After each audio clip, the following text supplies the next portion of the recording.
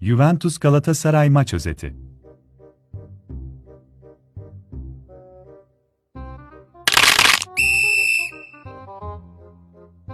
Beni bir vardan çağırıyorlar. Hadi bakalım. Evet hocam ya gidin bir bakın yani bu kart olabilir mi sizce yani bu pozisyon kart olur mu ya?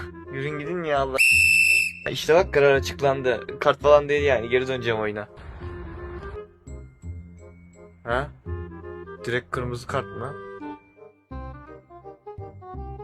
Oğlum bu golü geçen hafta biz attık be. Gol mü yedik son dakika be? Boku yedik ya.